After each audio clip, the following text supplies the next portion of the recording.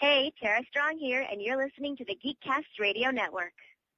Today on MWIRE Weekly, we have a bunch of trailers to discuss, including Godzilla, Interstellar, and Edge of Tomorrow. Also, a discussion of the latest Hobbit film, The Desolation of Smaug. All that and more coming up on MWIRE Weekly.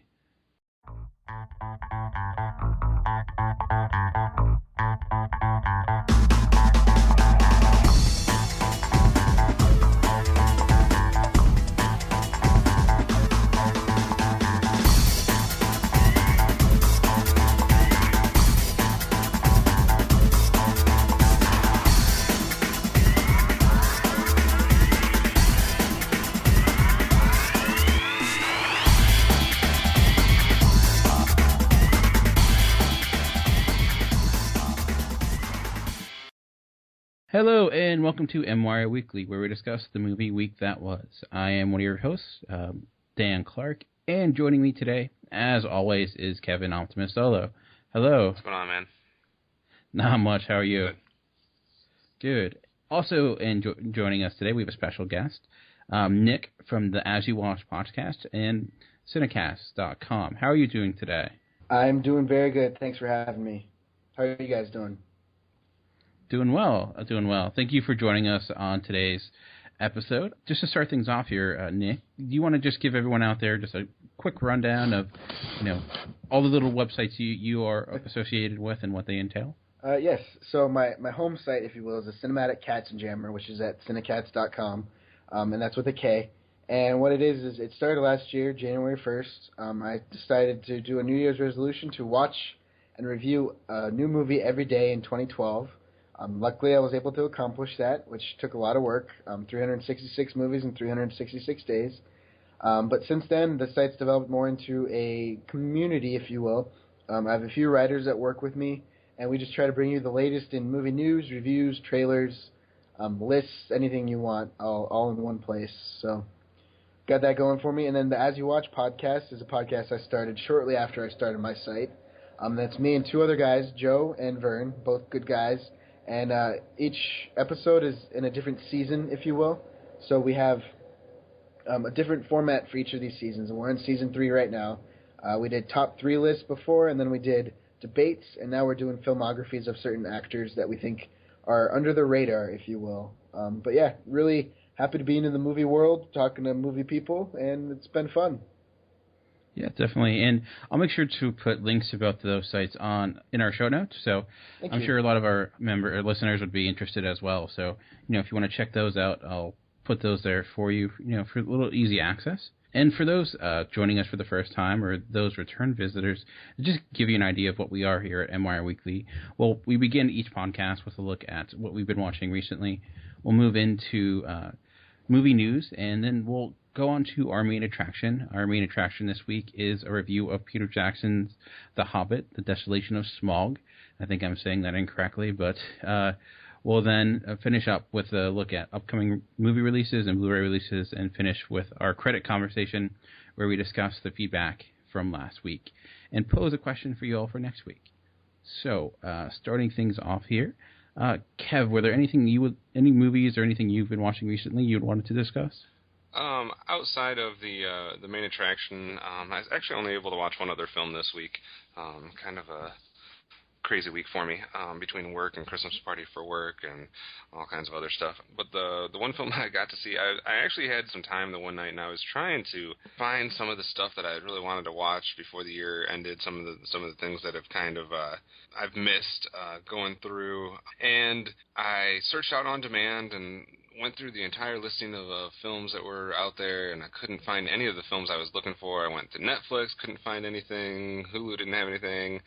I was really struggling to try to find a way to watch some of these films, and I ended up just going back to On Demand and watching some random film that I came across, which happened to be a movie called All Is Bright. And that is starring Paul Giamatti and Paul Rudd.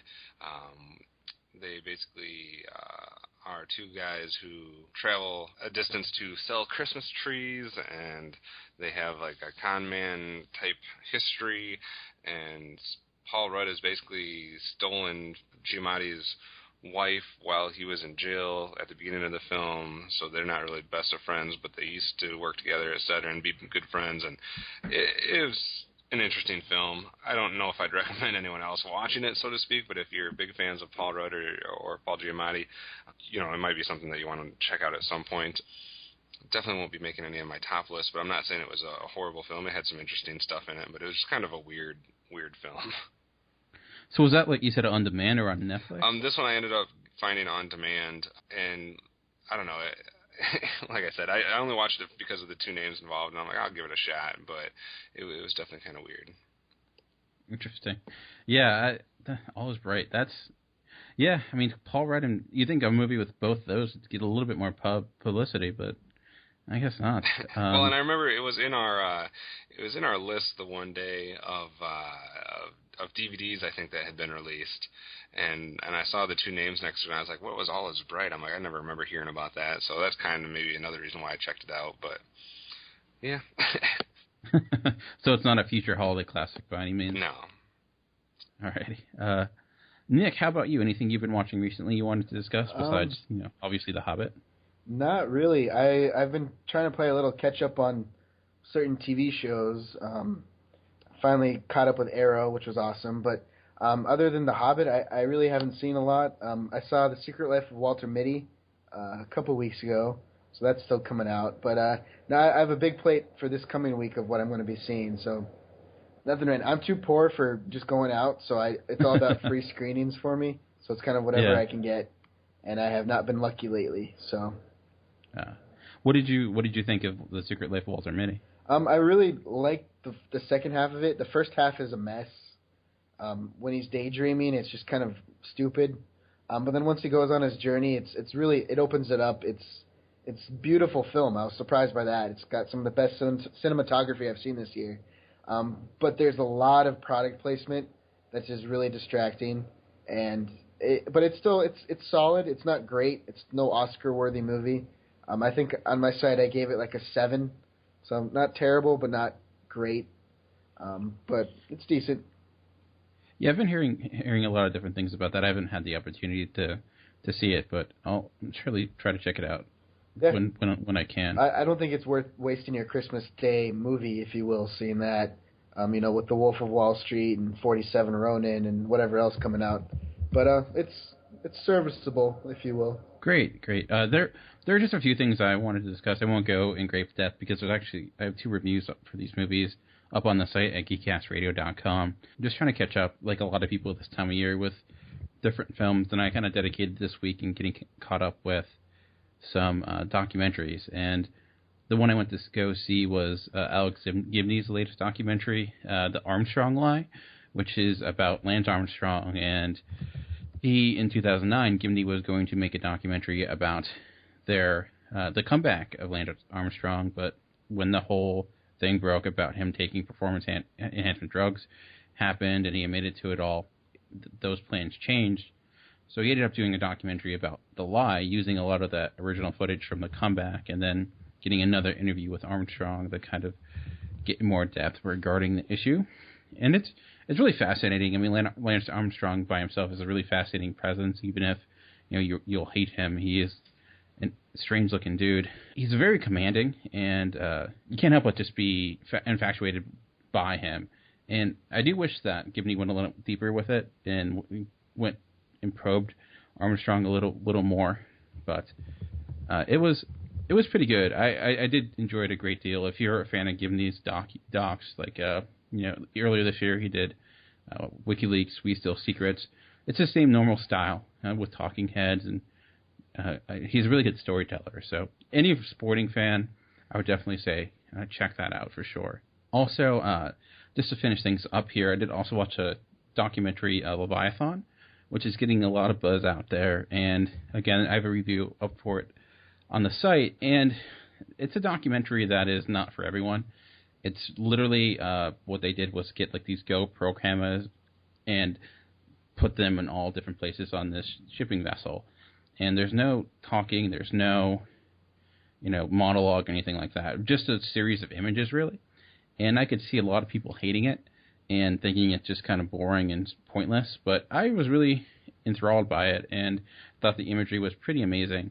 And I'm sure both of those documentaries might make my top 10 documentaries for the end of the year, but we'll still have to wait and see on that. So if you have any interest in those, I would advise checking out my reviews on the site, because I go a little bit more in depth and give more deeper opinions on both of those films. So before we take a break here, was there anything anyone else wanted to go over before we head on over to movie news? No, that's all the stuff I saw this week. Like Nick said, I have a pretty busy schedule for this next week. I'm going to be seeing, hopefully, a good number of films, so we'll have a lot more to talk about next week in this section. Yeah, I've nothing really. I've been so behind on my movie watching. Okay. All right, so we're going to take a break here, and when we come back, we'll get into the movie news for this past week. See you in a bit. Welcome to a collaboration between the Geekcast Radio Network and the Pop Culture Network. This is From the Command Center, the podcast. I am your host, TFG and Mike from the GCRN, and joining me is Zordon himself. Scotty Cash. That's right, Scotty Cash from the Pop Culture Network, and today we're introducing you to the audio version of From the Command Center, the podcast that will entail our intake on Mighty Morphin Power Rangers, the episodes, the seasons, and all that other good stuff. All right, and welcome back. We'll begin the look into news like we always do. We'll take a look into the past weekend's box office. And with the release of a Hobbit movie, of course, it's going to rule the box office, and it did just that. The Hobbit, The Desolation of Smaug, opened up with about $73 million, which was easily number one for the box office. But surprisingly, it did worse than the first Hobbit film. So there was a decline there from the original Hobbit film that came out last year. So somewhat of a surprise that it's not making as much as the original. Probably a number of factors can be because of that. There's more competition right now, of course, as we'll get into that. If you look at Frozen number 2, came in with 22 million. Number 3, the man who just cannot stop making movies, Tyler Perry's The Medea Christmas, makes $16 million, which is about $16 million too much. The Hunger Games Catching Fire still ranking in the dough as number 4 with $13 million. And rounding out the top 5, Thor: The Dark World with $2 million. So a pretty big drop there from 4th to 5th place. So any surprises, anything regarding the box office that anyone sees? For me, the biggest surprise there is that I expected the top 3 to be Hobbit, Frozen, and Hunger Games still. Even with Medea Christmas coming out, I didn't expect it to unseed any of those films, but by $3 million it did unseed Hunger Games for that 3rd spot. That's somewhat of a shock to me. I guess I don't know. We've seen that before, though, with a few other films in that genre. But I still thought Hunger Games would beat that out. Looks like about another week, and then Thor will be at the 200 million mark. If it doesn't drop if it does about what it did this week, next week it'll be at that 200 mark. So that'll be a milestone for that. But no, in that top 5, that's the only thing that surprised me out of that group.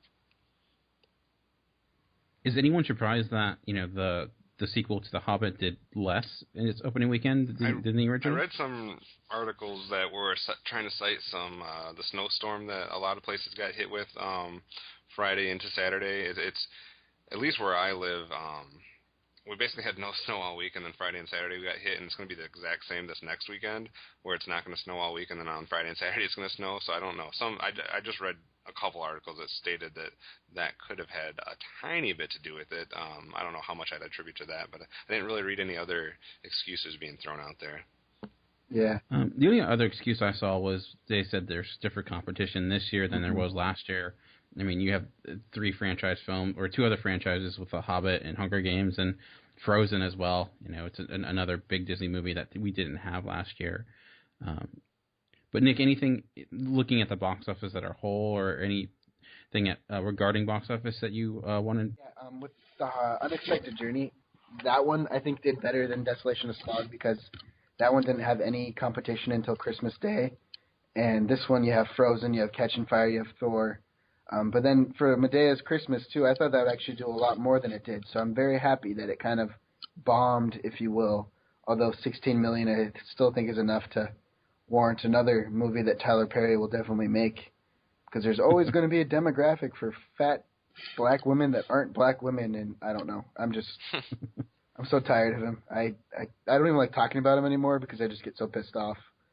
But yeah, he's going to keep making them. Yeah, and when you add in Larry the Cable Guy too, that brings in a whole new slew of people. So I'm sure that helped make it $16 million, which I'm sure that movie did not cost that much money to make. So I'm sure it's going to buy him another house. That's for sure. Yeah. Looked like the biggest drops we had overall. The Best Man Holiday dropped 61%, and then moving down the list a little bit, Freebirds, which was out last week, but it didn't make the list at all. At least it wasn't listed when we checked it. Now it's back on the list, but it had a 72% drop. It's kind of scratching and clawing to reach its budget number at this point. And then Old Boy with an 88% drop, and that's just all kinds of disaster. So those were some of the biggest drops. We didn't have any really increases except for those films that increased in number of theaters, which is obviously expected. So there wasn't any like huge surprises, which usually don't get a lot of huge surprises when you have a movie like what we've seen recently, like when Thor came out, when Hunger Games came out, when Frozen, when The Hobbit came out. The big blockbusters like that kind of eliminate too many surprises. But it will be interesting to see how the rest of December. I mean, obviously Hobbit's going to have a little bit of a run here, but it is going to have a lot more competition for the rest of the year. So we'll see how those films that are still going wide or still being released, how they kind of fare amongst these mega stars up at the top. Yeah, I think it'll be interesting next week because we have a lot of movies coming out next week we'll get into later. So I think it'll be a little bit more interesting next week seeing how all those plays, because you have a lot of movies going wide as we get closer and closer to Christmas. So. Oh, and we forgot to mention that Jackass did succeed at breaking the 100 million mark. Yes. The $15 million movie has made over $100 million. I mean, there's something about people dressing up either as old men or old black ladies that people just can't get enough of, I guess. So. Basically. All right. So that's pretty much all there is for the box office. So I'll pass the mic over to you, Cal. Do you want to run us down this past week's headlines? Yeah, as always, for those people that are familiar with us, you kind of know this. For the new people, when we do the news after we do box office, we kind of hit on a couple sections that have kind of evolved as we've done our podcast. We'll start with just general headlines. Then we talk about any delays or change of dates as far as releases go. Then we usually somehow find a way to talk about sequels or remakes or reboot rumors, get a little into any casting news that was broke over the week, and then we'll finish the news section up talking about new trailers that were released over the course of the week and kind of our opinions on that. So getting into the headlines a little, we talked about some of the critic awards and nominations that have been coming out, and now we got our Golden Globe nominations this past week. And a lot of 12 Years a Slave, like we saw last week with those other awards, and American Hustle also. So the 5 pictures that they had for Best Motion Picture Drama, we had 12 Years a Slave, Captain Phillips, Gravity, Rush, and the one that I can never pronounce right, Philomena. I don't know how to say that. And then after that, they had the comedy or musical, and that was American Hustle, Her, Inside Llewyn Davis, Nebraska, and The Wolf of Wall Street. So all films that we've spent some time talking about so far over the course of the last couple of weeks. And Best Animated Feature, they had The Croods, Despicable Me 2, and Frozen. So I guess they decided that The Wind Rises is the one that we were talking about last week, right, Dan? Yes. Apparently that kind of qualified as foreign language film and not as an animated feature film. So they kind of changed that color. So foreign language film, they had Blue is the Warmest Color, Great Beauty, The Hunt, The Past, and The Wind Rises. Anything that stood out from the Golden Globes that you wanted to talk about? I know I didn't talk about any of the actors or anything. I guess the one thing that surprised me, not greatly, was that you had certain movies get completely shut out, like Fruitvale Station and 12 Years a Slave, but The Butler, neither got any nominations whatsoever, which was a little bit of a shock. I had assumed it would get at least an acting, or one of those would get an acting, or I thought The Butler might even have a chance at like Best Drama, but that kind of walked away with nothing. So, Yeah, for sure. Anything, Nick, have you had a chance to look over the Golden Globe nominations and anything that stood out, either good or bad? No, not really. I'm actually pretty happy with them. I'm glad the Butler did not get anything. Sorry, Lee Daniels, the Butler. I'm glad that didn't actually get any nominations because as much as I like Forrest Whitaker, whatever, but and Oprah Winfrey, who everyone thought was going to be a lock. I hate the woman personally, so I don't really care. But I'm really happy with a lot of the nominations. I'm also depressed as to how many I have not seen.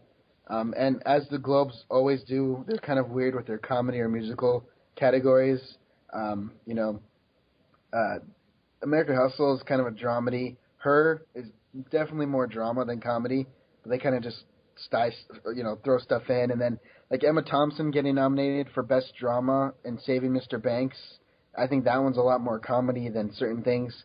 But as long as they got all their nominations in, I don't really care how they fit under.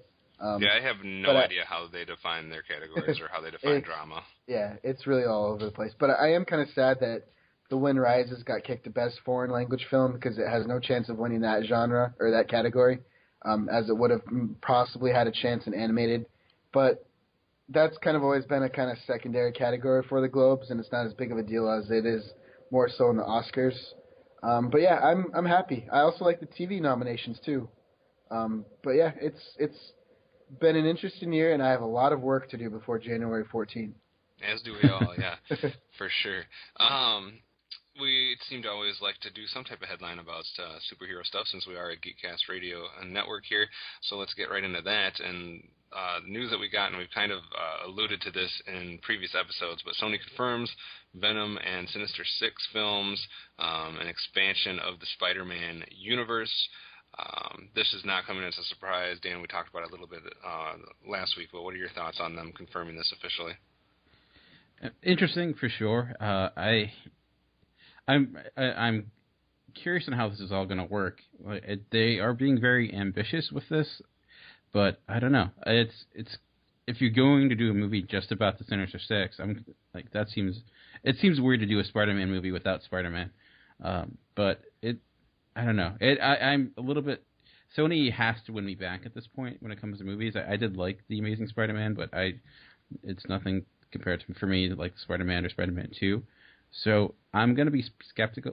I'm going to be a little bit wary until I can actually see something and see the casting and stuff like that. But I'm interested. I mean, Venom has potential. I think it could be a good movie if it's put in the right hands, but it could also be awful, as we saw with Spider-Man 3. So, Nick, your thoughts on the plan to expand Spider-Man universe and what direction they're going?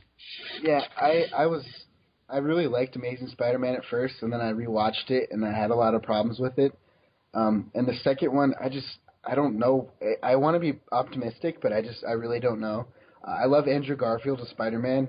I think that's one of the best parts of the films. But for Venom, I don't know. I just think because Venom in the comics, he's never really part of the Sinister Six, right? Not that I can remember. So, I don't know why it would be Venom and then Sinister Six without them really tying anything together.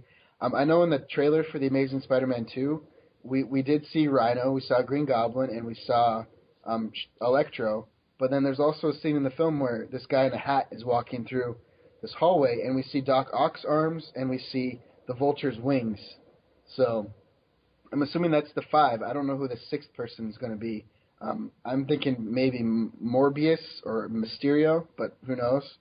But I do like the idea of doing a superhero movie through the eyes of the villains, like giving a villain its own film. But with where they are right now with the franchise, I don't know how it's all going to come together. Well, I should say. Because right now it seems like a big mess. 3 villains in a sequel already is kind of raising lots of questions. I don't know. I'd like to be optimistic, but I think Sony's trying too hard to duplicate Marvel right now that I don't think they can do it. Yeah, it's going to be interesting. Like we talked about last week, Dan, about everybody seems to want to be jumping on board with Marvel and what they've done with the Avengers. So we've kind of talked about it with the DC stuff. Now we're talking about it with Spider-Man universe. So I'm skeptical, like Nick, as far as how they're going to be able to pull this off. But I'll wait and reserve judgment, I guess, until I see more.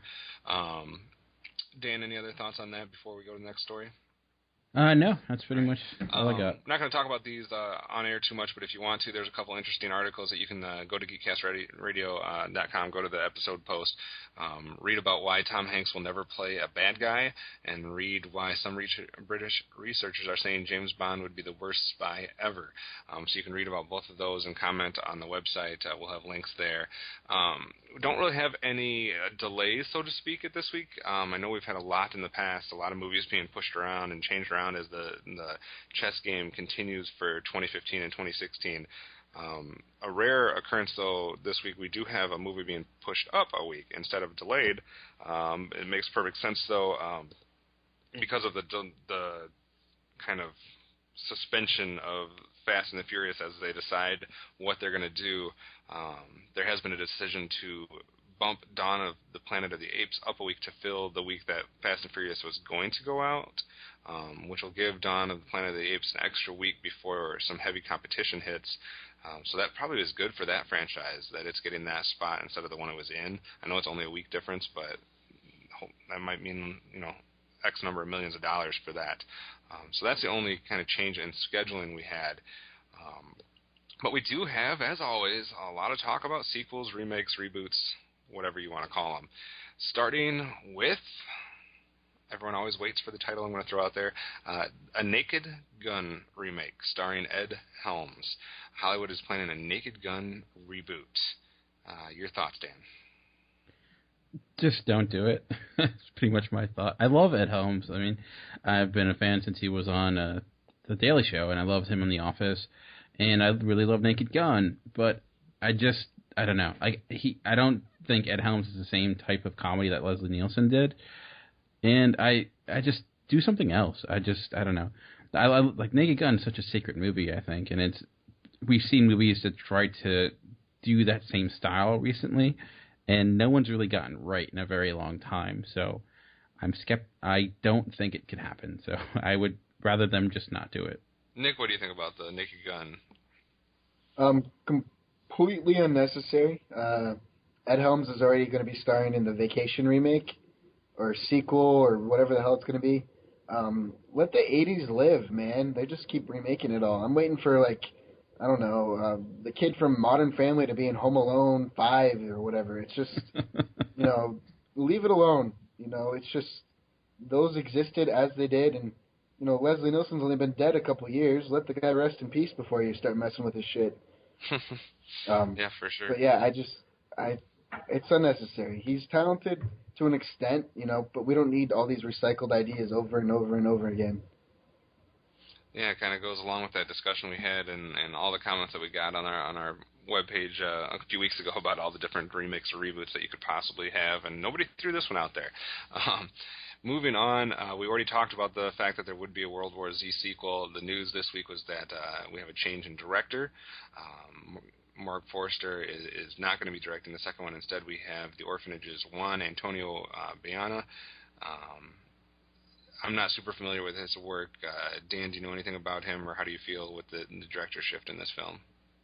I'm not surprised based upon all the issues the World War Z original film had with all the delays and everything like that, and the reshoots that it's getting a new director. I've never seen The Orphanage, so I really can't speak on if this is a good choice or not. But that he's coming from a horror background, I think, is a good thing. I did like World War Z much more than I anticipated, but I think that was the one thing it was lacking, was there wasn't a huge horror element to it. So if you get a director that has, experience in that genre, it could bring that into the sequel, which I think would be a good thing. Nick, are you familiar at all with him, or did you like the first World War Z? Yeah, I really loved World War Z, so I was one of my biggest surprises of the year. And I think Bayona's a good choice. Orphanage is solid. The Impossible is really good. Penny Dreadful, a TV show that's coming out, I think, later next year, I'm really excited for. My biggest problem with the sequel is its name. World War Z 2 just looks really bad when it's written down. The Z and the 2 get very confused. But yeah, I'm excited. I don't know where they'll go with it all. And what Pitt's involvement will be as a star, but I'm excited. I really hated. I wanted to hate the film because the book is one of my favorite books, but I really enjoyed the movie, so I'm looking forward to it. All right. Next up for remakes or reboots or whatever you want to call them, sequels. I believe we've somewhat mentioned this in passing before, but Sony is now planning Bad Boys 3, and they're hoping to reunite Will Smith and Martin Lawrence for the product, which if you can't do that, then you can't make the movie. So, yeah, I would hope that they would be hoping to reunite them if they were going to do something like that. I don't know if it's necessary. I know some people, major fans of the franchise might be happy. Dan, necessary, not necessary? What do you think? I mean, I would say as necessary as you can kind of get with some of these sequels. I mean, I'm not dying for a Bad Boys sequel, but I'm okay with it. I do like those movies. They are kind of gratuitous at times, and there are moments that are just, it's interesting watching the Bad Boys 1 and Bad Boys 2. You see like the evolution of Michael Bay as a director and how he's just gotten bigger and badder and bolder with everything and just more explosions. But I don't know. I like Will Smith and I like Martin Lawrence together, so I think when Michael Bay kind of doesn't try to do his comedy but lets them do their comedy, it's much better. So I'd be okay with seeing another Bad Boys movie. They're usually fun, so I'm for fun movies. All right, another reboot or remake that we can talk about was, I guess I didn't see this one coming, but I didn't see the first film, so I have really no bearing on it, but we'd bring it up anyways. Peter Jackson says that he will film Tintin sequel when he finishes The Hobbit. Dan, did you see the first one of these? I did see it. So what are your thoughts on this then? I thought the first Tintin was okay. I think it was not nearly as good as the talent that was involved. I mean, you had Peter Jackson, Steven Spielberg, Simon Pegg, Edgar Wright, all these great people, and it didn't really yield amazing results. So I don't necessarily have a big need for a sequel. I know that franchise, the Tintin franchise, is huge, not just the movie, but the comics and whatnot. So I know there's a lot of fans out there. So I do think that the animation to Tintin was pretty cool, and it was. The story does lend itself to future films, so I would be for seeing a sequel, and I think it could maybe be a little bit better than the original, because I think the one thing the original lacked was it didn't really set up the world all that well. So with that set up a little bit better, I think the sequel could maybe be an improvement. But like you, this came out of left field to me. I had no idea they were even planning this. Yes, I guess I'd have to see the first one before I could determine if a second one was necessary or not. But we'll see. We'll see how that goes, and see, like you said, if it can expand on the things and maybe set the world up better. And who knows, maybe it would be a worthy thing. Sometimes I think it's easier with animated stuff or things of that nature, but we'll see. The other final sequel or remake that we haven't talked about yet that's been rumored here is the possibility that Tom Cruise will continue his journey in the film or in the character of Jack Reacher sequel moving forward. Now, this is interesting because there was a box office and reviews weren't necessarily overwhelmingly good, but they're going to go ahead anyways. Not saying it didn't make a lot of money, because it did make a lot of money. But again, this is another one that I can't comment a whole lot because I haven't seen the first one. Dan, Jack Reacher, do we need to see more of that character? No, we don't. I did see the original. It was an okay movie, but it was nothing special by any means. I would be perfectly okay with them never making another one again. I'd almost be fine with him never making another film again. I'm just kidding. I don't know where your hatred for him. It's funny because I used to love him so much, but I just can't get into a lot of the movies he's been doing lately, and that's another one that I just can't seem to find any interest in that franchise. But maybe I'm kind of in the minority. Nick, do you have any interest at all in seeing a Jack Reacher sequel, or did you see the first film? What did you think of that? Yeah, I really like the first one, actually. I'm kind of in between with you and Tom Cruise, in that I don't like him as a person, but I love him as a movie star. And like The Edge of Tomorrow, which we'll get to a little bit later, I think that looks great. But I really like Jack Reacher. I thought it was Stephen McQuarrie was a great director. He brought a lot of realism, if you will, to an action genre with kind of the pulpy 70s feel of action movies. Great fight sequences, great car chase sequence, and a really creepy sniper in the beginning and towards the end of the film. Yeah, I'm okay with it.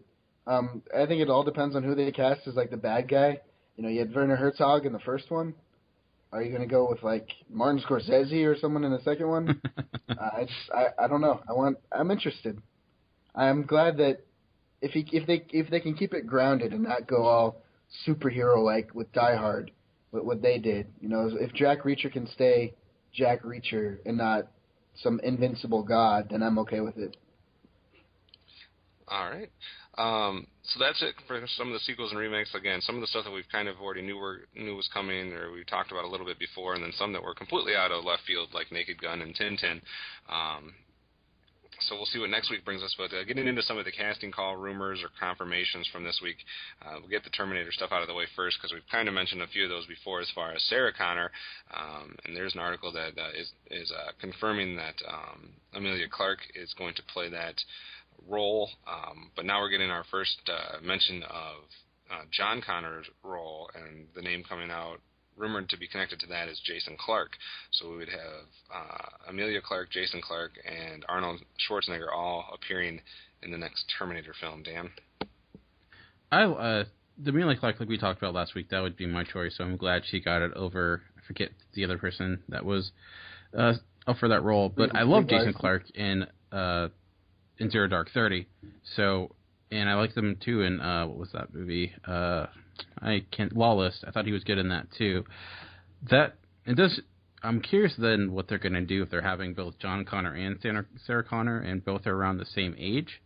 So I don't know if that's more so flashbacks or how that's going to work. I mean, it's time travel, obviously, but I'd be fine with Jason Clarke taking up that role. I think it's good to have someone who's a little bit famous, but not like Christian Bale famous, to play that like a role like John Connor.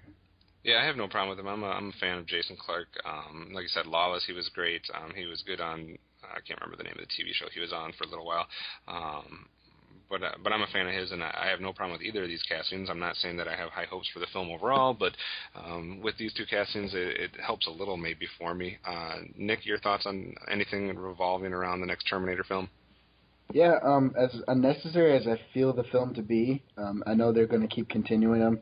I kind of like Salvation, parts of it, so I'm not completely hating it. But with Schwarzenegger's involvement, that's kind of iffy. And then Emilia Clarke and Jason Clarke are married. I can't even talk right now. I love Jason Clarke. I'm so happy that he's finally getting some more recognition. I loved him in Great Gatsby this year, Zero Dark 30. And Emilia Clarke I love in Game of Thrones, and she's a great fit for Sarah Connor. The other one was Brie Larson, which I don't think she would have done as well. I just think she's still kind of too 16-year-old in her appearance, but Emilia Clarke can pull a little older, a little better. The way I think they're going to do it is that John Connor goes back in time to stop his mom or save his mom or some stuff like that. So that's the age difference. But the biggest question that remains is who's going to play Kyle Reese, and I think that is going to bring the trio together, and if they can get someone good for that role, then I'll be a little bit more optimistic about it. For sure. Next up on the casting, we had talked about this probably, I don't know, maybe a month or so ago, about a Freddie Mercury film being put together, and at the time Sacha Baron Cohen's name had been rumored around it, but that had dropped out, so we didn't really have like a specific name attached to it, but now it seems like we do, and the name is Ben Whishaw, who has apparently confirmed to take the role of Freddie Mercury. Also, the director has been revealed to be Dexter Fletcher. That'll be his third major picture after Wild Bill and Sunshine on Lathe. I'm not super familiar with him as a director. I haven't seen those two films, but either thoughts on the director or on Ben Whishaw taking the role of Freddie Mercury, Dan? I'm with you. I haven't seen any of those films, so I really can't speak on the director. Ben Whishaw, the only really thing I know him from is from the latest James Bond movie as Q, and obviously that's on a role that really translates to Freddie Mercury. But I don't know. I mean, it's hard. It's one of those things where it's like, sure, it could work. Really, there's nothing for me personally I could say it wouldn't or would not work. I do kind of wish Sacha Baron Cohen got that role, because I'd love to see him get into some new stuff beyond just like the comedy angle. But I don't know. I'm interested in it, I think, no matter who really plays it, because I just think it's an interesting story. Yeah, it's definitely an interesting personality to tackle. Nick, are you familiar with the director at all on this one? No, I'm not familiar with Dexter Fletcher. I know him as an actor and not as a director. But I love Ben Whishaw. I loved him in Cloud Atlas. I loved him in Skyfall. Fur, Portrait of a Serial Killer. He's really good in that as well. Or not Portrait of a Serial Killer. Some perfume. No, or Fur. I don't remember which one. He's in one of those. But I'm a huge Queen fan, so I was kind of excited. I'm obviously a bigger Freddie Mercury fan. And I was really excited about Sacha Baron Cohen. And then I was sad when he dropped out. And then excited for Ben Whishaw as well. But then I read about that the film is really going to be kind of tame version of the life of Freddie Mercury. They won't talk about his battle with AIDS or any of that towards the end of his life, which I think is probably the biggest part of the film that they could have focused on to kind of give it a lot more heft and emotional, an emotional appeal as well as a complete, story of the man. So with that in mind, I'm not sure, but they do have the rights to all the songs. So if they can have real Queen songs in there, I'm okay with it. And Ben Whishaw is gay, so I always thought that whoever should play Freddie Mercury should be gay as well. So I don't know. We'll see. See how that goes. The big superhero casting news, I guess, not necessarily new. I don't know. It's not like it's shocking or surprising here, but it has been confirmed that Don Cheadle will join the cast in Avengers: Age of Ultron. So stated it as a key role. So we're obviously looking at War Machine / Iron Patriot showing up in Avengers: Age of Ultron.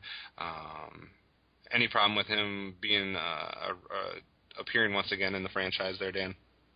No, I was surprised he wasn't in the last Avengers movie, and based upon what they're saying with Ultron, that it's going to be a creation from Tony Stark, I think it would make sense. It would be odd if he wasn't in it. So, and it's it's good because it's like one of those characters you can put in there that won't make it a big mess. It's just, he's a simple character that just blows stuff up, and I hope he keeps the Iron Patriot outfit because I kind of dig that, even if it is kind of cheesy. Yeah, so not sure if he'll be more like War Machine, more like Iron Patriot, how big a role he has. We've already had talks, obviously, of Ultron, James Spader being involved, Quicksilver, Scarlet Witch. The article talks about expanded roles for Hawkeye and Hulk. Anything about Avengers: Age of Ultron, Nick, that has been rumored or thrown about so far that has you apprehensive or has you anxious or excited? It's worth noting that after this year with Iron Man 3 and Thor 2, I have completely thrown my hat against, thrown it against Marvel. I'm done with Marvel in a sense. I thought both of those films were terrible this year, and him being involved in the sequel just sounds like more of a mess, actually. We're already introducing Scarlet Witch and Quicksilver.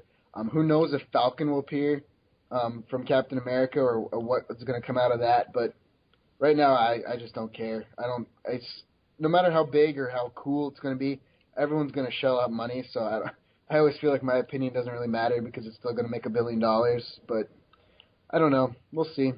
We should have a roundtable with you and Michael Powers and Dan and myself, and we can just battle about all the different Marvel films. Yeah. I recently wrote an article on my site about why Thor was another misstep for Marvel. And I have no hope for Marvel. They've gotten too big for their britches. They think they can get away with whatever they want, and they're going to do it. So, whatever. Interesting take. Dan, reaction? Yeah, well, I mean, I guess I obviously disagree because I thought Iron Man 3 and, Thor 2 were good. They're not great by any means. I thought they were both really solid. And I guess I don't see adding something like War Machine as going to make a mess. Because he's basically just a military figure that you don't need a huge, he's not like he's going to dominate the movie by any means. He's just another gun in a way. He is that. He's just a weapon. Yeah. Well, didn't you just say too though that he's going to be joining the film in a major role? This is a key role. Yeah. Yeah. So, a key role could be a lot of things. That could be. Yeah. That could just be that because he has a relationship with Tony Stark, and Tony Stark causes Ultron to be created or what have you. So I don't know. I think key role is also probably something they put in the press release to make it more of a story than it might be, because if it's like, hey, he's joining the Avengers and he'll be in a scene or two, no one's really going to print that. But you throw key role in there, and now it's a story. It's just interesting because you brought up or saying something like Marvel being too big for their britches, and I guess that's kind of the thought that I have with what DC is trying to do and what the Spider-Man universe is trying to do. I still stick by I still haven't seen Marvel make any missteps. I know you said that Thor 2 was another misstep. I just haven't seen any missteps from Marvel so far, so we'll have to agree to disagree on that. Yeah, that's a longer conversation for another day. For sure. So anyways, you can react at the website about your thoughts of the next Avengers film or of Don Cheadle being involved in it and what you think of the franchise overall. The other major casting news was having to deal with, appropriately since it's out in the theater right now, the next Hunger Games film, Mockingjay, and the addition of another role there. Dan, what was your reaction to this article? Well, I know very little about Hunger Games, so there's a lot of. It seems like the thing that I found interesting about it was that they're creating characters specifically for the next movie that weren't in the book. So I'm curious to see how fans react to that. And it seems like they're not really adding any big names. There's Philip Seymour Hoffman joining the cast this time, but it does seem like his role becomes larger. So that was the one thing that surprised me, that they're adding roles that aren't in the book, and for my understanding, they haven't done that yet. So I know fans can kind of get very particular when it comes to stuff like that. So it's interesting to see a Prison Break / Hunger Games crossover. I guess that's not where I would necessarily have thought of it with Robert Knepper, but I guess that's one of the directions they're going. Nick, what do you think of the Hunger Games franchise in general, since we haven't spoken to you before, and what are your thoughts on some of the casting news about the next film? I don't care about the Hunger Games, but I love Robert Knepper. I think he's an amazing actor, so I'm more excited about the news of him joining Arrow as the Clock King than anything else. But yeah, I know nothing about the sequel either, of Mockingjay. As for my history with the films, I didn't really like the first one at all. I'm a huge Battle Royale fan, and I think it's still a blatant ripoff of that. And I still haven't seen the sequel. And I probably won't until way down the road, so I don't really have an opinion. Gotcha.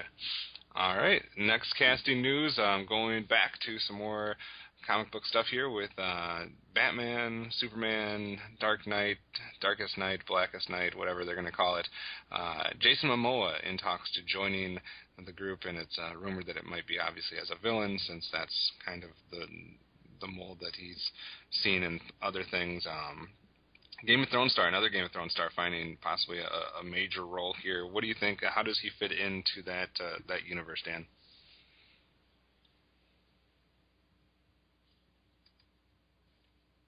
Hello? Sorry, that was me.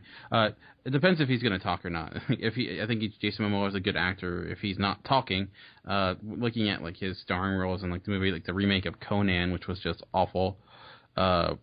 So if he's just like I know some people throw out the like Lobo as a possibility, or some people even said Martian Manhunter. I don't know. I know he was up for Drax in the Guardians of the Galaxy. That ended up going to like Batista. I thought he would actually fit that role pretty well, because it is just that it's almost like a Hulk-like character. But I don't know. Like you mentioned earlier, Kev, the DC, Batman vs Superman movie, to me it's just I don't know. I have very little faith in it at this point, because I feel we're getting more and more casting, and so far there's really the story. I don't even know if they're even going to focus on a story, or just throw as many characters as they can at the screen and hope it all goes well. Nick, what are your thoughts on this one? We haven't heard your opinion on this franchise. Well, I like to preface this by saying that although I did not like Marvel and what they're doing, I am a huge DC fan, but I don't want what I'm about to say to be viewed as a complete DC fanboy kind of thing. So first off, I like the casting. I don't know who it's going to be. I hope to God he's not Doomsday, because I think they need to save Doomsday for later. I don't want him as Martian Manhunter. I actually think he'd be a decent Aquaman, if they had to include Aquaman. But I really would like to see him as Vandal Savage. I think he looks the part perfectly as Vandal Savage. And one thing that's worth mentioning, too, is that the reason he was not in Guardians of the Galaxy is because they were not going to pay him enough. So whatever Warner Brothers has given him offer-wise, I think is going to be worthwhile. So I think he'll be around for a bit. So I'm thinking he's probably going to be more of a hero than a villain, or a long-time villain. With that in mind, I want to point out that it may seem like they're getting a bunch of shit all into one thing, but for instance, with Gal Gadot's casting as Wonder Woman, or however you say her name, she could have just been a smaller part of the film. They're just setting everything up, so we don't know if he's going to be in the film as like the main villain, or if he'll be as like Martian Manhunter and pop up towards the end of the film. It's just all about the contracts at this point. But yeah. Who knows? I think my biggest worry with both that and the Spider-Man franchise is and hopefully I'm wrong in it, it just doesn't seem like they're taking their time to do things the right way, and as is typical in a lot of Hollywood, et cetera, is that it just seems like they're so anxious to just make the money that they might not lay the groundwork first. Hopefully I'm wrong with that, especially seeing that in Spider-Man. It's like, let's just, we need to get to this thing where we can build up this bigger universe, so we're going to, turn Spider-Man 2 completely into something that it wasn't intended to be at the beginning, so we can set up this whole universe. And, we had the Superman film, and now it's just like, I don't know, I feel like they're not doing it slow, like they're not being patient with it. But hopefully, it doesn't always necessarily mean that, like you said, they might just be playing a minor part that sets them up for a future movie, et cetera. So we kind of got to wait and see what kind of role they're actually playing in, and hopefully that's the case. One thing I do want to mention quick is I haven't written it yet. I'm working on it right now. I don't know when it'll be up, but I am working on an idea or an article where an idea of how they can tie everything together with Arrow and whatnot. And I think that the fact that they haven't blatantly said that Arrow is not part of the Man of Steel universe could mean that who knows. And as of right now in the show, there's not a lot. So I think if DC was able to incorporate that somehow, they'd have a big jump forward. Not necessarily where Marvel is, but they'd be able to be a lot better off than we're throwing it all together in two movies. Because, right. Arrow's already a really built-up character.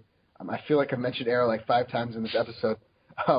But, there are ways, and I think it's too early to tell.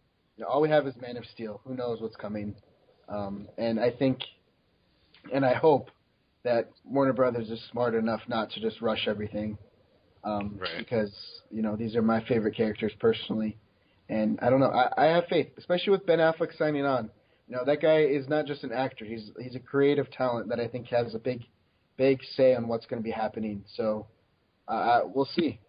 I don't know. Dan, any other thoughts before we move into the next section? No, I guess my only thing is, like, my worry is that they have yet to get Superman right based upon Man of Steel. So I don't know. I hope they focus on that first, and then, like we mentioned, just setting the pieces. And like Nick and you said, Kev, it's hard to say because you don't know. Like, a casting could be anything at this point. It could be like an after credit sequence. It could be, just a random cameo or whatnot. So it's interesting, I guess, in some ways, but in other ways, it's hard.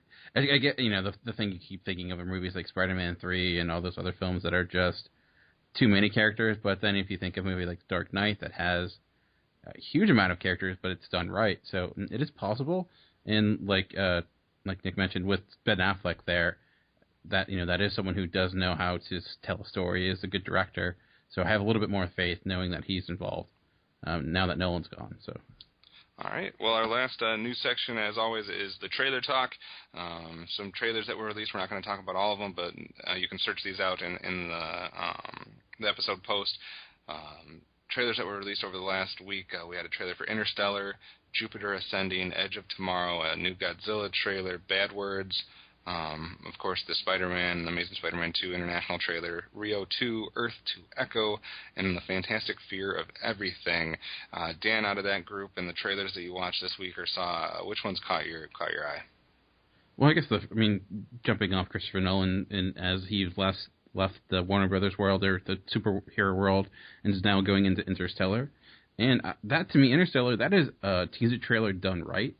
Like, I really know nothing about what Interstellar is going to be about based on that trailer, obviously some sort of space and related. I always thought it was going to be in the future, but it seems like that might not be the case. But it has me super interested. It's so simple, so well edited. Matthew McConaughey is just like on fire, and like his voiceover just works really well. You could basically make that a commercial for NASA, but it's a commercial for Interstellar. And that last shot of Interstellar, that trailer, was perfect. It was staged so perfectly. So that I'm super psyched for. Yeah, I thought that one looked really good as well. The only problem with that film is how much it's going to be hyped up beforehand, and hopefully, people don't go into it with,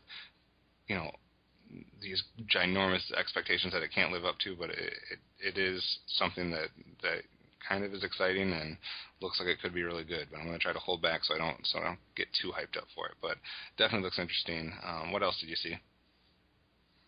And I guess I'll also mention the Godzilla trailer, which, wow, that to me was a lot of fun. Like that, it did what I was hoping it would do, and it set the tone.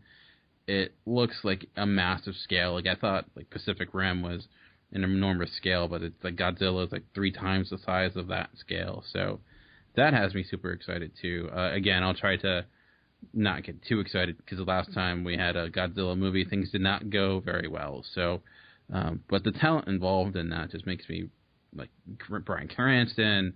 You have the director who did Monsters, which I thought was a good indie film. So I am really excited for that, and I never thought I'd be that excited for a Godzilla movie.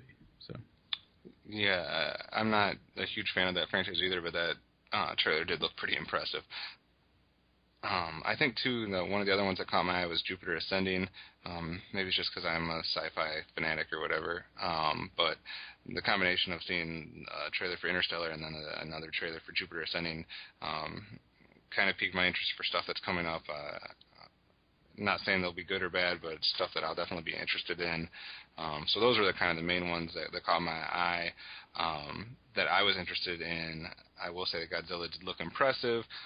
Bad Words looked kind of... I don't even know how to explain my reaction to that one. It just seems wrong to me. It could be funny, but it just seems wrong. Other than that, nothing really caught my eye. Earth to Echo looked too much like Super 8 or a combination of Super 8 and whatever. Every other movie Chronicle. that seems... Yeah, and every other movie that seems to want to use that technique as far as the cameras go with the found footage, etc., which I'm not a huge fan of. But I don't necessarily see what space that one's trying to occupy that hasn't already been occupied. Nick, your thoughts of any of these trailers, or which ones caught your eye, or reactions that you had? Interstellar, awesome. Gave me huge chills when I saw The Hobbit. That's like what Daniel said. That's how you do a trailer. You tease like hell. You show nothing from the movie, really, and it was awesome. Jupiter Ascending. I'm a huge Wachowski fan. Cloud Atlas is like it's growing in like my favorite movies of all time. So Jupiter Ascending, I can't wait for it. Edge of Tomorrow looks like a cool version of Source Code. Like I said before, I don't like Tom Cruise as a person, but I really like his movies, and I love Emily Blunt. Godzilla blew me away. I was expecting the teaser that we had at Comic-Con with J. Robert Oppenheimer's speech about the destroyer of worlds. I thought that was going to be the teaser that was released. I don't know if anyone's seen that one, but the one we got was awesome. Visually insane. And yeah, Bad Words, I don't know. I'm sorry, Jason Bateman. It's your first directorial movie, but it just looks bad. But yeah, a lot of people are talking about 2015 as being the year of everything. I think next year has a lot of movies that are going to be very, very good. Yeah, that's for sure. Like I did want to jump on Edge of Tomorrow too. Yeah, that looks really cool. The whole mech suit thing seems to be like a growing fad. Like we had Elysium earlier this year, and it seems to be not borrowing, but similar ideas there. But that I guess I do. Tom Cruise as a person might be not the most. He does some questionable things for sure, but I tend to love him in film. So, and I kind of liked Oblivion that came out earlier this year, and no one can run quite like Tom Cruise on screen. So he's not that good. Or ride a motorcycle. He rides a motorcycle in the trailer as well. All right, so you can check all those trailers out and a few more on the website. Give us your reactions on those after you check them out and see what you're interested in or what you're not interested in. And Dan, throw it back to you and go into what we have next. All right, we're going to take a quick break, and when we come back, we'll discuss Peter Jackson's The Hobbit, The Desolation of Smaug. See ya in a bit. You seek that which would bestow upon you the right to rule. The quest to reclaim a homeland and slay a dragon. When did we allow evil to become stronger than us? It is not our fight. It is our fight. In time, all foul things come forth. What if it's a trap? It's undoubtedly a trap. If you awaken that beast, you will destroy us all.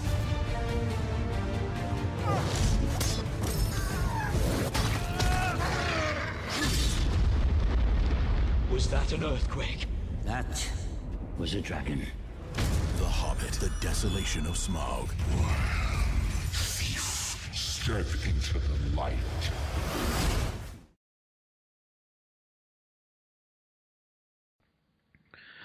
All right, and welcome back.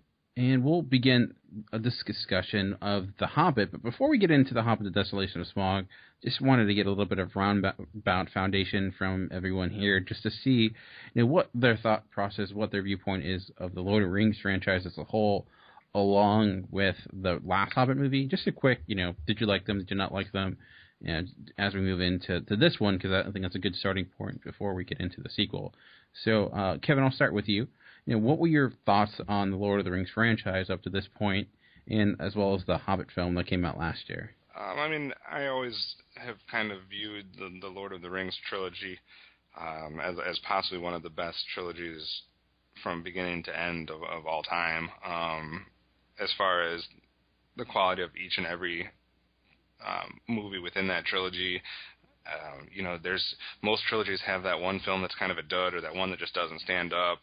And honestly, you can say that certain ones of the Lord of the Rings films are better than the others, or you can have your order of how you like them, but that doesn't change the fact that they're all still really good. And talk about possibly the best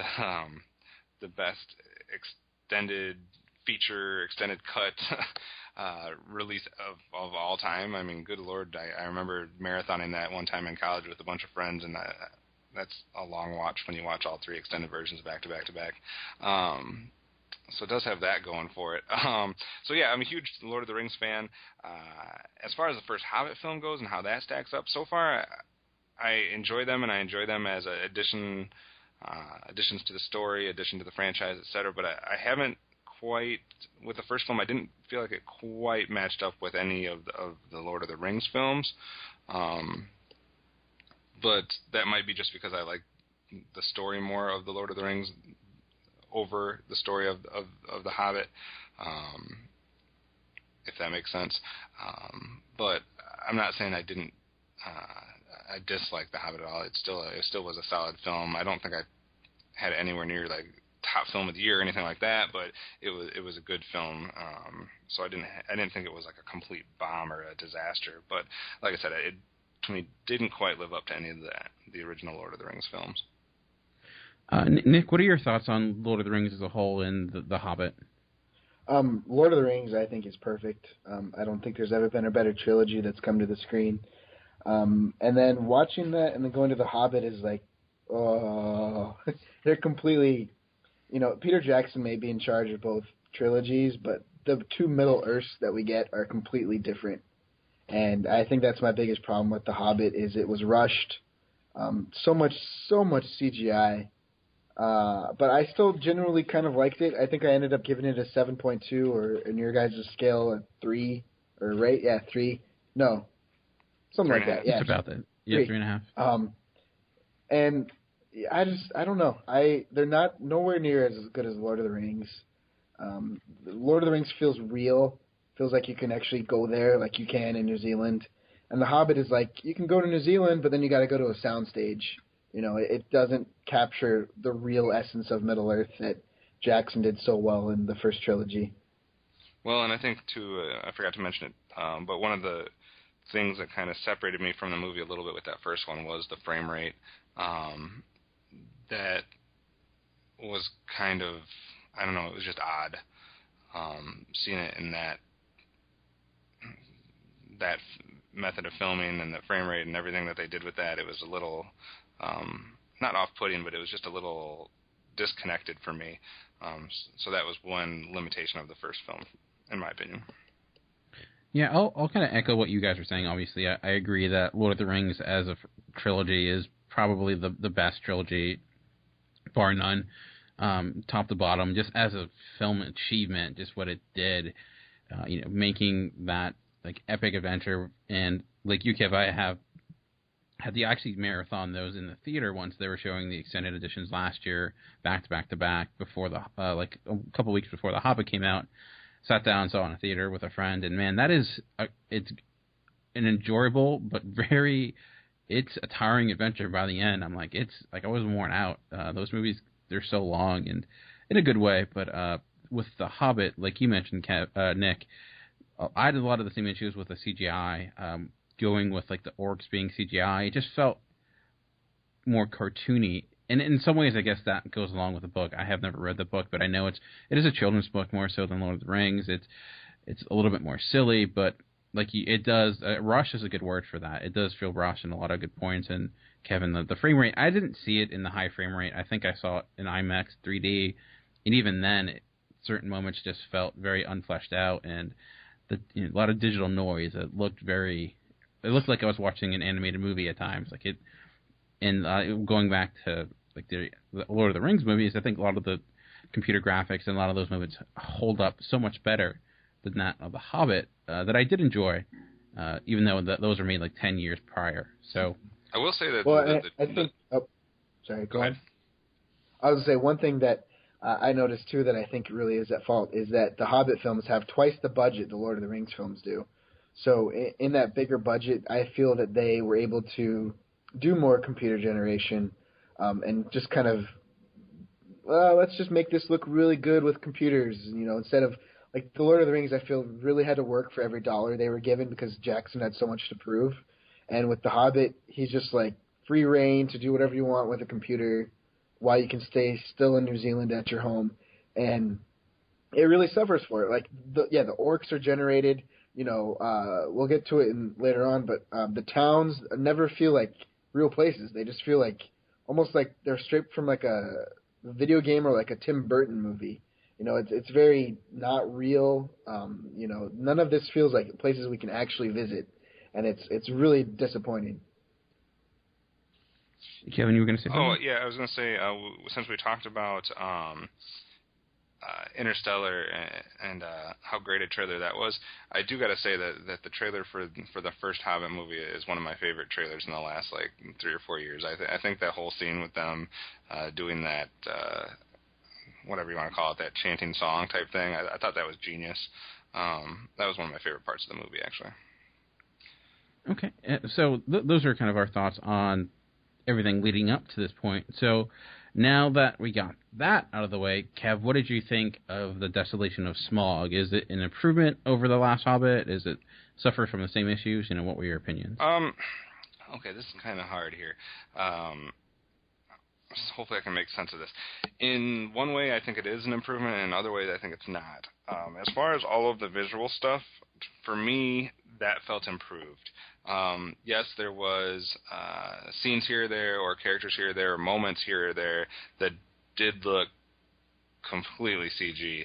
Not saying that, obviously a lot of the film is CG, but you can kind of like suspend that in your mind a bit. But there was a couple that just stuck out, like this is really CG, and so yeah, it did have a few of those moments, but I thought overall, I didn't have the distraction of the frame rate. It seemed a little more real for me than the first one did, but I think I possibly liked the story part of the first one better than the story part of the second one. And I haven't read these books or seen anything else on this whole franchise for a long time as far as the actual Hobbit story, so I know a lot of people are very up on that. So I'm not trying to sound completely ignorant as far as liking this part or that part of the story, but I find the introduction of the Hobbit a little more interesting than this kind of this middle this other third of the story. So I almost wish that we could have had that first part of the story in the first film with the improved visuals of the second one, kind of like a redo. I think, kind of piggybacking off of what Nick said, to me, Peter Jackson almost like accidentally and wrongly stole a page out of George Lucas's book. As far as now that he has the budget, now that he has the ability, he's just going a little too crazy with it. And I think both of those filmmakers are better when they're, like he said, trying to make the most out of every single thing they're doing instead of just having this. It's almost like a kid in a toy store or something. There's just too much for them to play with. So I do think that both films suffer a little from that. But like I said, I think visual-wise, it's an improvement. Story-wise, I know a lot of people had a problem with the ending. I did not have any issue whatsoever with the ending. I know like 3 or 4 people I talked about this film with in the last couple of days were like, oh, the ending just pissed me off, blah, blah, blah. Didn't have any issues whatsoever with that. I still think it's a solid film overall. I just saw it today, so it's all kind of fresh in my mind, so I'm still digesting a little bit. But I'll give some more thoughts after I hear what you guys' takes are. So, Nick, what were your opinions on the Desolation of Smaug? Oh, man. Well, first of all, I'm glad you guys say Smaug, too. Because I've always said Smaug. I know it's probably incorrect, but I'm like, I've always said Smaug, and they Smaug. No, it's they're British, so they kind of say it right, but it's always been Smaug in my mind. But yeah, and Smaug wouldn't rhyme with smog and fog, which is in the ending song. There you go. It's true. It's weird. I saw it Friday night, and I've been trying to write about it as well, and I just don't feel anything for the film. I don't feel negative towards it. I don't feel positive towards it. It just exists, I think, and that's bad because like the Lord of the Rings films like practically left me in tears. I was so like emotionally drained and invested in these films, and then with the Hobbit, it's just like, okay, they went from A to B, they got caught a few times, they went to A, B again, and it just feels like it was the same thing over and over. And so much from the book, like, you know, the spiders were such a small part. Bjorn was a small part. I thought these guys would be a lot more fleshed out. There's a love triangle that I feel was completely unnecessary. You know, the first one was fine enough that they didn't have that love, and they had to bring it in for this. There are moments where Gandalf does whatever he wants to do just in order to build up the fact that it leads to the Lord of the Rings. And I don't know, like there's a couple of sequences that were enjoyable, like the barrel riding. I thought that was like a full like amusement park ride. I thought that was really fun. And there are a couple instances like that where you just feel like you're kind of waiting for your seats to move. You know, those interactive rides that you can do at amusement parks. Yeah. And yeah, the backstory with Thorin. I don't know. Everyone loves Richard Armitage for some reason, but I think he's a terrible actor in this, and I think that Thorin is an absolute dick, and I cannot get behind him at all. You know, he's not a hero. He's nowhere near Aragorn. He's stubborn, and it's just, I don't know. The story, there's just so much that they could pull from a story that's so solid, and it just feels like it was just kind of just glossed over. And oh yeah, we'll get to it. And I like that you mentioned Kevin, the George Lucas comparison. I didn't want to admit that because of how terrible George Lucas is seen. But if the third film in this trilogy does not get a lot better, I think the comparison is very justifiable. Yeah, and I don't know. It's just like I'm trying to decide if it's the difference between. Because obviously you can't escape the comparisons between Lord of the Rings and The Hobbit and the two trilogies. I don't know if it's just the difference between a trilogy being based off of 3 books and a trilogy being based off of 1 book. I don't know if that's what it boils down to, but I agree with you when you were kind of saying that in The Lord of the Rings it seemed so much deeper and there was so much more connection, and it seemed like a much bigger journey and a much bigger adventure and all the different pieces you could be interested in. And this one, it just seems like in 2 films, we haven't gone as far as The Lord of the Rings did in like 2/3 of 1 film. Right. And yeah. I think part of it too is that, you know, there's 12 dwarves. I still don't know half their names. I only know them from the book. Yeah, we're not really vested in anything more than like 2 or 3 characters. They're introducing new characters left and right. Like, what hold on, wait. You know, I still want to meet these guys. And it's just, you know, Toriel, you know, as much as I liked Evangeline Lilly, I thought she was, you know, a decent job in the role. And like Legolas, I thought he was one of the best parts of the movie, which was so inappropriate given the fact that he does not belong anywhere near this story. It's disappointing. There's just no one to connect to. You know, Martin Freeman's Bilbo, he's nice, but I think it's more the fact that I like Martin Freeman than I like Bilbo. And, you know, like I said with Gandalf, he does stuff that's just not Gandalf-like.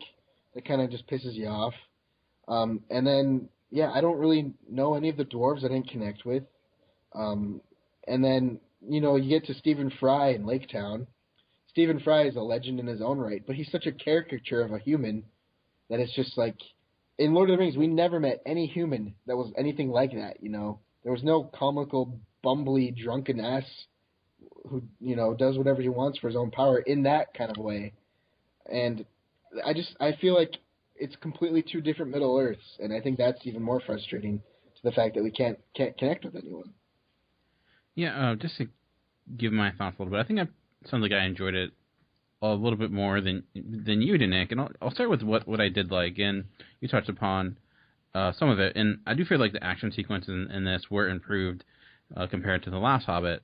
Like if you compare the barrel ride with like the escape from the goblin part in the original and the last film, that escape to me was just very disorienting, and part of that could have been like the frame rate, or it just was hard to really comprehend what was going on. The barrel ride, I think, was a lot of fun. It had good moments of both, like, you know, humor and good action beats in there as well.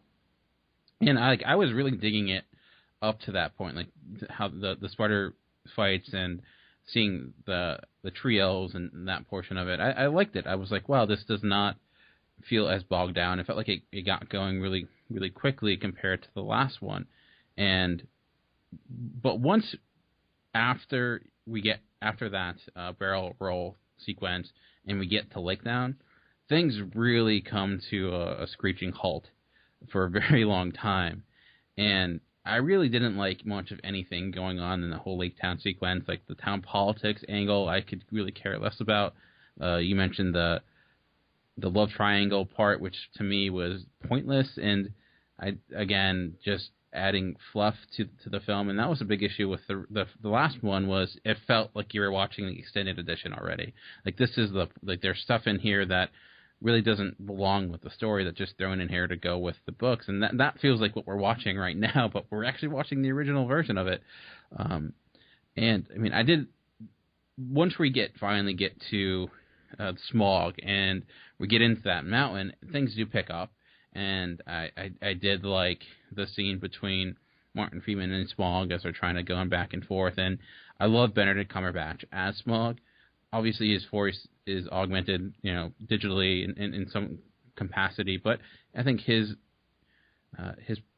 overall just kind of menace as a voice is still there. And though, as a character, Smaug seems to be like the worst dragon ever, that he's unable to kill these like 6 dwarves or 12 that are all in front of him. But I did like it. I did have some issues, but I would say compared to the last Hobbit, I do feel it's improvement. So,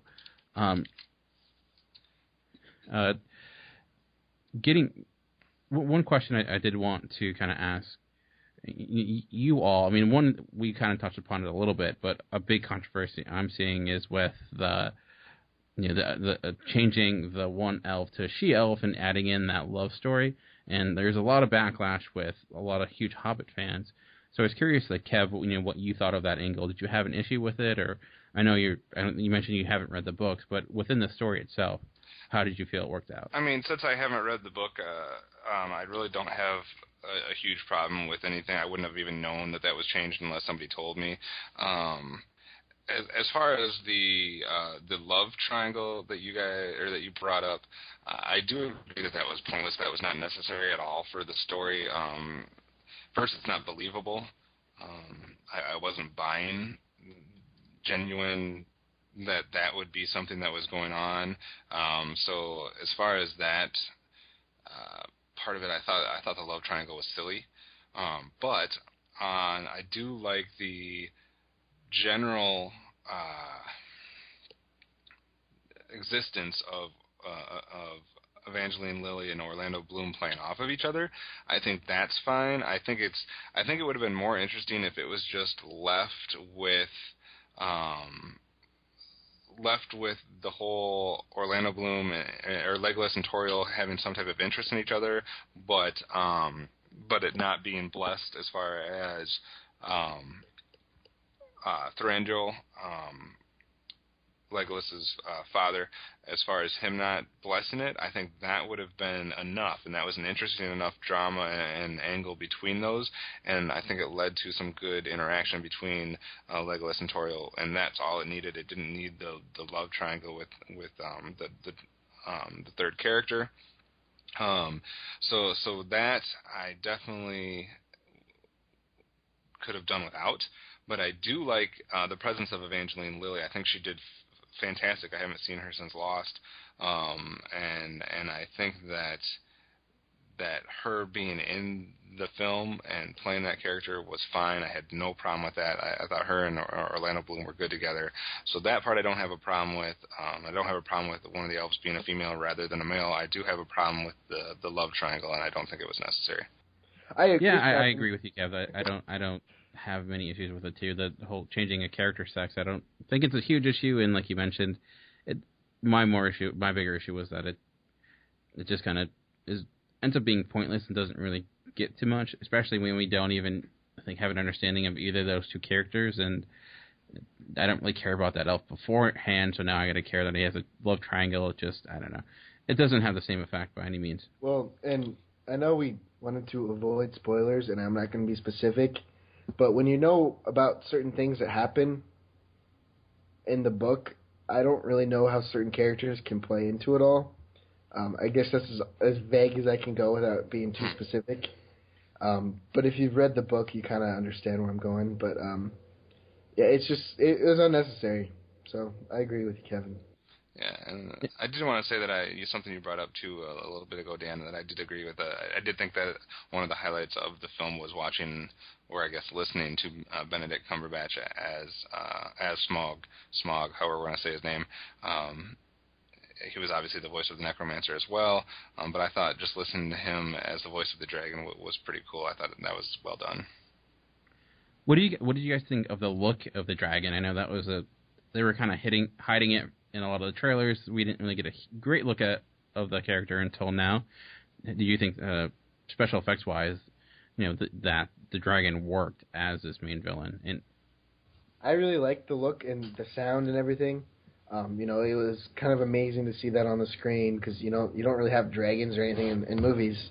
But I think that entire sequence towards the end with Smaug in general kind of wore out pretty quickly, and his shock and awe, if you will, faded rather quickly as well. Not to take away from how cool he was and how great he looked, but I don't know. I agree with. I think they weren't as consistent as they needed to be with him. And what I mean by that is, at the beginning when it's just Bilbo and Smaug, it was intense. It was very intimidating just seeing his eye open and his size and how quiet Bilbo's trying to be, because it really gives a sense of how dangerous this character is. But then it just goes, for a lot of those chase scenes and whatnot, he's flailing around like I don't know, like not the same dragon all of a sudden. Like he's not nearly as deadly, or I don't know. There needed to be some death, or there needed to be some. I don't know. I just think what they built up in that first few scenes when it's just Bilbo and the dragon was lost as soon as the dwarves were involved. Because it just didn't seem like he was as when he was moving around a lot more, he was kind of lost his charm, or whatever you want to say. Well, it was just like all of a sudden he turned in from this. I think the first few scenes that he's in and the last few scenes that he was in were somewhat equal. He seems very deadly, very intimidating in both, his scenes with Bilbo and then his scenes after, once the gold is involved, and that's not really giving anything away. But those ending scenes with him, I think those both are on par. But I just think a lot of that stuff in between made him come across more as just a villain almost that you didn't take serious because you didn't expect anything to happen to anybody. Like, it wasn't believable as it was in those first scenes and those last scenes. But I thought, just from a look-wise, he looked good. Yeah, there were like a few moments that were almost Scooby-Doo-esque. Like when you had them like running across these, there's a moment they're running across all these bridges, and one would go one way and the other one would go the next, and he was like shooting back and forth. I felt like it was one of those scenes from like Scooby-Doo when they're all going through all the different doors and whatnot.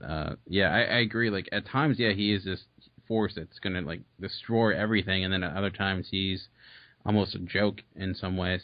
And like his aim with the fire was pretty, horrible. Like it's like, wow, he's a dragon and he can't even shoot people with fire. He's rusty. He hasn't blown fire for a while. True. He's got to build up to that. One thing I thought was interesting too is that when they're in the forest with the spiders, Bilbo puts on the ring, and then when he has the ring on, he can understand the spiders. And when he meets Smaug, he has the ring on, he can understand Smaug. And I thought that was going to be how he talked, but then he took the ring off and he could still talk. Which I know with how much dialogue he has, you can't really get past that. But the fact that no one else in Middle-earth of that kind speak, I thought was kind of interesting. But obviously, The Hobbit was written at a different time than The Lord of the Rings was written, and, Tolkien had no plans of doing it all together, so you kind of had to do with what you have. But, yeah, I don't know. Everyone was building it up as like, oh my god, Smaug is the greatest thing ever. I still prefer Falkor and Never-Ending Story. Talking about those spider scenes, definitely was not necessary for someone that's borderline arachnophobic. That was creepy.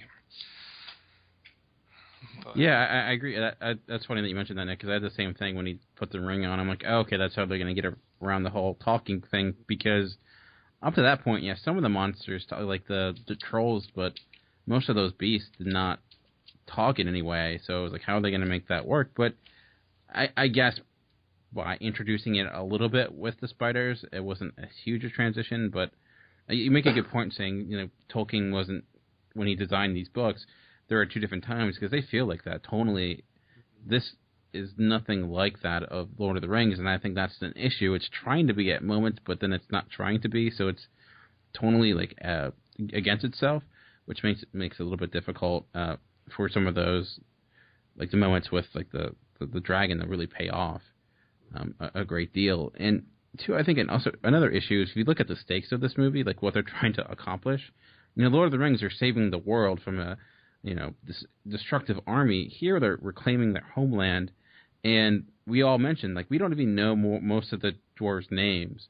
So this is a very personal journey for them, and when we don't have a personal connection, it's hard to really have a huge claim into what they're doing. It's just kind of you're there for the action, but the payoff for the story is just not the same.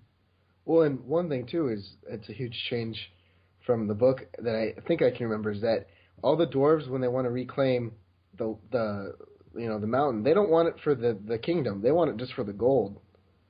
And them trying to give this noble cause to Thorin and his men just kind of feels so forced and just, I don't know. It's just, I don't know. I have so many problems that but I still don't hate it. That's the thing I get frustrated with.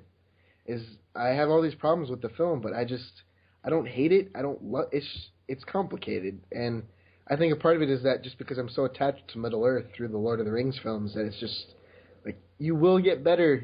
Maybe if I watch you 3 more times, you'll kind of like you. And Peter Jackson, you're better than this. And I don't know. It's just it's a letdown, that's for sure. And I don't know. It's hard to put my thoughts into words for this film. Yeah, I guess it wasn't a huge letdown for me. A part of that may be expectation-wise, because I was not expecting a huge amount, so I was expecting it not to look that great, and I think that kind of worked for me was how just cleaner and better the special effects were. Yeah, I definitely agree with you. I think that was much cleaned up. Yeah, and especially just the CGI moments and some of the character-wise, like it just looks like a million times better. So it doesn't have that like fake feel to it that the last film did. And speaking of which, how did you all see this? Did you see it in 3D? Did you see it normally, IMAX or what have you? I saw it in 2D. I just saw it regular. I didn't, timing wise, it worked better for me to see the regular, not to see it in 3D. Okay. Actually, I ended up seeing it in 3D, so I'll speak to the 3D real quick. And I'm not a huge proponent of 3D. It can work. I mean, the Gravity, I think, showed that you can make 3D work. In this, there were a few moments here and there. Like in the beginning, there's like a scene with a bunch of bees, and I was that idiot that didn't realize it was like swat at the bee because I thought it was a fly in the, in the theater, but it was really the movie. But that was really the only portion that I thought the 3D had any effect whatsoever. By 10-15 minutes in, it was just flat and didn't have the depth to it. So if you're thinking, should I watch this in 3D, I would say hold off and just do what Kevin and Nick did and just save for the 2D. Yeah, I agree. So anything else anyone wants to bring up before we give our star ratings? Nothing in particular. Like I said, I don't want to make it seem like I completely hated on the movie because it's still an epic movie to partake of, and still a movie I enjoyed from beginning to end. Just have, there's definitely nitpicks I can do if I want to find them. If I was doing like an overall rating without too much time to digest this one, I'm probably landing somewhere in the high 3.5 to low 4 range, but I need a little bit more time to digest it fully. But I'm thinking 3.5 at the lowest and 4 at the highest. Nick, if you were going to give this a rating, what would you give it? Sorry, you say me? Yeah. I can really hear you. Well, since I gave the first film, I think like a 3.25, if you will, about that. I'd probably give this one probably about the same. I don't know if I like it more than I do the first one, but I don't know if I hate it less or hate it more. I'd say 3.25, 3 that range. Okay, and I'm around Kevin. I with our new ranking system, I'd give it about a 3.5, which is like that. I did like it, as Nick mentioned, on rewatches. I could see it, enjoying it more and it bumping up. But my initial reaction was, I did enjoy it. I would recommend it. So 3.5 for me. All right, so those are our takes on The Hobbit, The Desolation of Smaug. If you agree or disagree with us, feel free to comment. At the end of the show, we'll leave all the ways you can get back with us feedback-wise, and we're going to move on to look at coming attractions. And as we get closer and closer to not Thanksgiving, but to Christmas, there are a number of movies coming out. Some movies opening wide, some movies that are seeing their initial releases, and some big ones are definitely Anchorman 2: The Legend Continues, Her, which is opening limited and going to go wide on January 10th. Also, the 3D, 2D animation movie Walking with Dinosaurs is also opening next week. And there's a number of big movies going wide. American Hustle, Saving Mr. Banks, and Inside Llewyn Davis will all be going to wider audiences next week. So there's a lot of things to see next week. Anything you guys will make sure you'll be seeing as the theater gets crowded as we enter Christmas time? Yeah, I'm going to be seeing Inside Llewyn Davis on Tuesday, and then The Wolf of Wall Street on Wednesday. So that's my week. I want to catch Her if I can, and American Hustle. Anchorman 2 does not interest me. But, yeah, a lot to catch up to, and like I said, before the Golden Globes and before the Oscars. Kevin, anything you'll be checking out next week? I know we'll be seeing Saving Mr. Banks, but anything else you'll either see next week or hopefully any upcoming weeks? Yeah, I mean, I think if there's going to be one casualty of this season, it's for sure going to be Anchorman 2. I mean, if that would be a film that I would see if there was nothing else to see, but there's way too much to see, because I definitely want to see half the ones you mentioned or more. I want to see American Hustle. Obviously, we'll be seeing Saving Mr. Banks. I want to see Inside Llewyn Davis. So there's a lot to see. I'm going to start my week off actually seeing two other films that are just being released in my area. One that you've seen, which is All Is Lost, and then Blue Jasmine is also playing at one of the theaters near me. So I'm going to see those Monday and Tuesday, and then hopefully I'll get to Save Mr. Banks and then either American Hustle and Inside Llewyn Davis, or at least one of those, but that's lofty plans. So we'll see how many I can actually get to. But yeah, there's no chance I can go see Anchorman 2 whatsoever. Yeah, actually, I will be on the Lambcast next week, so I'll be seeing Anchorman 2 because we'll be discussing that. But I also will be seeing Saving Mr. Banks, hopefully Inside Llewyn Davis as well, and maybe American Hustle. My wallet is going to be hurting. There's so much coming out this week. I'm kind of jealous, Nick, that you have Wolf of Wall Street because that's not opening up near me till Christmas. So, all right, and then we're just going to take a quick look at the Blu-ray and DVD releases. A pretty busy week. Coming out this week, we have Eighth and Body Stains starring Rooney Mara and Casey Affleck. Elysium, the sci-fi film that came out earlier this year starring Matt Damon. The Family, the mob comedy starring Robert De Niro. Who else? Kick-Ass 2, everyone's favorite movie, The Lone Ranger. One Direction, This Is Us, which is probably really everyone's favorite movie. Also, Peter Jackson, Sea of Monsters, which is a franchise that still exists for some reason. And Prisoners, which I hopefully will catch up with this week because I missed that out. And finishing up with The Sound of Music Live, that TV special that came out a few weeks ago that I heard a lot of things about. A lot of It's actually re-airing on TV too as well. But I'll definitely be picking up Elysium. I actually enjoyed that film. If I had to pick another one, I'd pick up, it might be Prisoners. But I don't know. I'm torn on that one. Hopefully I can finally see The Family now that it's out. Maybe it'll hit on demand or something soon, or Netflix or something. Nick, any DVDs you'll be picking up this week for new releases? Elysium, probably. Kick-Ass 2, I actually liked a lot more than most people did. And Lone Ranger, I want to hate it, but I'm really curious about it, so I'm going to rent that one for sure. Yeah, and these are all hypothetical. I'm too broke to buy anything. Yeah, when I say buy, rent or obtain other means by, of course. But yeah, so there's a lot coming out, DVD, Blu-ray Rise, so a lot of things to keep you busy and let you get away with family, as we head into this holiday season. And speaking of the holiday season, last week, the question we posed to you is if you had any holiday traditions, movie traditions during this time of year. And we got a lot of feedback. A lot of people have different reactions. And the one that caught my eye, because it personally is a good reflection of what I have to go through this summer, is Brian Jackson, who mentioned that my girlfriend and I watch The Holiday around this time each year. God, I'm whipped because he's forced to watch that. I have a similar situation where we watch Love Actually, though I think it's a much better movie than The Holiday because my wife loves it. So we sit down every Christmas and partake in that movie. Kevin, was there any feedback or anything you want to mention regarding holiday traditions? No, just some good feedback overall. A lot of people have similar traditions. I do, a lot of people. Not a lot, but we had a couple people commenting on, that they try to avoid the theaters at all costs because they're busy and they don't hate dealing with people that ruin the films. And I just got to say, I'm not saying that doesn't happen, but I don't know. I think that's just kind of like not a cop-out, but that's like a stereotypical thing to say about theaters just as an excuse not to go. It's something I would expect some of our fellow podcasters to say.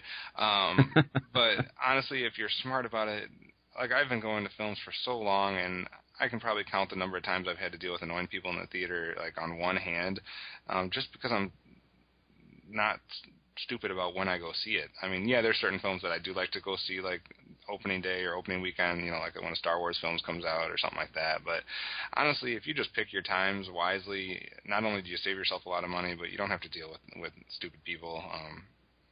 Like I said, in the last 2 years, there might be one time where there was someone stupid in the theater that somewhat distracted me. But don't let that, take you away. There's so many films that are playing during weekdays at cheaper prices or during, those matinee times. You can easily avoid annoying people. Nick, are there any? You said you're not going to the theater a huge amount, but I know a lot of people have different movies they always try to watch this time of year, because it's the holiday season. Anything like that for you at all? Yeah, Love Actually is one of them as well. Home Alone, Die Hard, a Muppet. The best Christmas movie ever. A Muppet Christmas Carol is a staple in my house. I love the hell out of that movie and anything of the Muppets. And then one I watched last year that I really liked that I think I'm going to try to incorporate into my regular viewing is Arthur Christmas. I thought that was a really good movie. And then Elf, if I still have it. I don't know if I do anywhere. But yeah, I haven't quite gotten into the holiday spirit as much as I usually do this year. I think it's all dependent on my paycheck next week. It'll put me in a mood of whether or not I'm willing to celebrate the holiday or not. But yeah, Muppet Christmas Carol is definitely the one I'll go to, and then crossing my fingers that Santa's going to give me a bunch more free screenings these next couple of weeks. Well, best of luck. Yeah, and hopefully that works out for you. speaking of holiday movies, that kind of brings me for the question for next week as we get closer and closer to the holidays. We had a lot of people talk about specific movies that they watched, and we had a little spirited debate going back and forth with certain movies some people really love, other ones they're not big fans of. So I had a question for you and all out there, and that is, what is your favorite holiday movie? What do you think is the best holiday movie? And what do you think is the worst holiday movie? There's a lot of good ones. There's also a lot of horrible holiday movies out there as well. Some really iconic misfires that have gone on. So I'm curious to hear people's feedback on that, because we saw that kind of sparked that debate last time. So hopefully we'll see that again. Nick, since you probably won't be here for next week, do you have a specific favorite holiday film? I know you mentioned a few already, but if you had to pick one that's your favorite, do you have one? Oh man, that's so hard. It's between Love Actually and Muppet Christmas Carol. Yeah, and then for worst, if you want me to answer that one as well, I'd say the Santa Claus movies, anything with Tim Allen, really. Santa's Sleigh, that was another terrible one. Santa versus the Martians, or whatever that one is. Yeah, there's always generic Hallmark crap that comes out every year. And, good Christmas movies are a lot harder to find than bad Christmas movies. That's so true. It's been a long time since I think we've got a really great Christmas movie. I mean, maybe Elf, to me, might be the last really good Christmas movie. I could be wrong. But, well, yeah, we had Arthur Christmas, Rise of the Guardians. Oh, true. Those are both pretty good. True, yeah. I forgot. Yeah, I do agree. Arthur Christmas was a pleasant surprise for me, too. That I thought was a nice, solid film that really was not talked about nearly enough. But that's pretty much all the feedback I have for this week. Kevin, is there anything else you wanted to add before we finish up this episode? No, I think we're doing pretty good. All right, so I just want to give you all the ways that you can get in contact with us. There are a good amount. You can leave us a voicemail line. Our phone number is 502-526-5821. You can email us at feedback@geekcastradio.com. You can visit the forums or episode post at geekcastradio.com. You can visit the Facebook page by searching Geekcast Radio, and on Twitter, it's at Geekcast Radio, #MWIRE. Nick, what is your Twitter name? It is at Cinekatz, Cinekatz. And where's the best place for people to reach you? Would it be on Twitter, on your website? Twitter, website, Facebook. I'm everywhere. All right. So yeah, and it's all on the site too. So probably the best place for the site. Actually, yes, check the site out because I want views. Yes, I'm being greedy. And like I mentioned, I'll make sure to include it all in the episode post so people have quick access to that. And Kevin, what is your Twitter name? Optimus Solo. And I am at Movie Revolt. And we'd like to thank you all, and thank you, Nick, especially for joining us for this week. And remember, for all things movies, keep tuned to MWIRE Weekly. See you next week.